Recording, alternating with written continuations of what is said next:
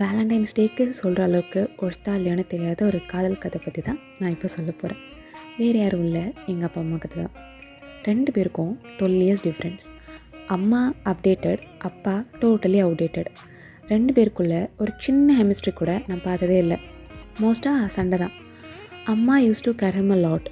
ஆனால் அப்பா சுத்தம், நான் எதுக்கு இதெல்லாம் பண்ணணும், முடிஞ்சால் நீ பார்த்துக்கோ, அவ்வளோதான்.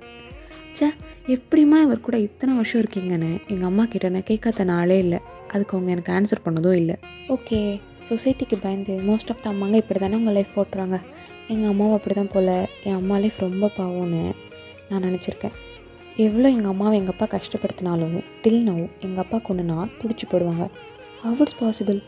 எப்படா அப்படி ஒரு கொடுமைக்காரரை இந்தளவுக்கு லவ் பண்ண முடியும்னு நான் நினச்சிருக்கேன். பட் போக போக நான் நிறைய விஷயம் நோட் பண்ண ஆரம்பித்தேன்.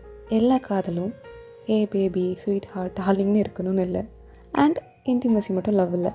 சில லவ் ஸ்டோரிஸில் பைத்தியக்காரி இருக்கும், மெண்டல் மாதிரி பேசாதீங்க அப்படின்னும் இருக்கும், எனக்கு அட்வைஸ் பண்ண நீங்கள் யாருன்னு இருக்கும், எனக்கு இந்த வீட்டில் நிம்மதியே இல்லைன்னு இருக்கும், என் வாழ்க்கை நீ வந்ததுக்கப்புறம் நாசமாக போச்சுன்னு கூட இருக்கும். என்ன நடந்தாலும் ஈவினிங் ஆனால் அவங்க ஹப்பிக்கு பிடிச்ச ஸ்நாக்ஸ் பண்ணி கொடுக்குறதும், அவர் என்னென்னா எங்கள் அம்மா பேரை சொல்லி அவங்களுக்கு பிடிக்கும்னு இதை வாங்கிட்டு வரதும், எங்கள் அம்மா கத்துறதை மார்னிங் டு ஈவினிங் சலிக்காமல் கேட்குறதும், no fancy gifts, no cake cutting, no weekend outings, கல்யாண வீடு, சர்ச் திருவிழா, அவங்க டேட் ஸ்பாட்ஸ், அவ்வளோதான். The fight. கொஞ்ச நேரத்தில் எதுவுமே நடக்காத மாதிரி நார்மல் ஆகிடுவாங்க. எப்பரா அப்படி தான் இருக்கும் என்னோடய reaction. Yes, he did not to care, but she care for him. மாறி மாறி அவள் அப்படி நான் இப்படின்னு ப்ளேம் பண்ணிக்கிட்டு அப்போ தான் ஐ ரியலைஸ்ட் மேபி இவங்க லவ் லாங்குவேஜ் இதுதான் போல். இவ்வளோ விஷயத்த பார்த்தனா அவங்களுக்குள்ளாடி இருந்த அந்த குட்டி லவ்வை பார்க்கவே இல்லை.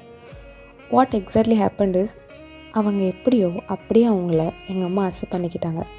கொஞ்சம் லவ், கேர், அப்புறம் அண்டர்ஸ்டாண்டிங். சில கதைகளில் இது அப்பாங்களுக்கும் பொருந்தலாம்.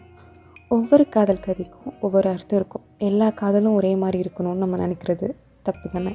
லவ்னா பர்ஃபெக்ட் பிஹேவியர்லாம் இல்லை, அண்ட் ஆல்சோ ஃப்ளாலெஸ் பர்சனாக தான் லவ் பண்ணணும்னு இல்லை. ஒரு சிலர் எப்போயாச்சும் சண்டை போடுவாங்க, ஒரு சிலர் எப்போவுமே சண்டை போடுவாங்க. Holding on to love, that's matter I think. எல்லா டைம்லேயும் நமக்கு பிடிச்சவங்க நமக்கு ஏற்ற மாதிரி நடந்துப்பாங்கன்னு சொல்ல முடியாது. They have their own flaws, negatives.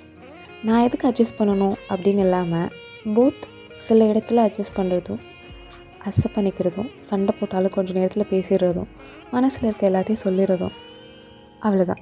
ஒரு காதல் கதையில் கெமிஸ்ட்ரி இல்லைன்னு நம்ம நினைக்கிறதுக்கு பதிலாக அதுக்குள்ளே இருக்கிற மீனிங் நமக்கு தெரியாமல் கூட இருக்கலாம்ல. Every love story is beautiful in its own வேன்னு சும்மாவாக சொல்கிறாங்க. The point is love is everywhere. நீ எப்படி பார்க்குறியோ அது அப்படி தெரியும்.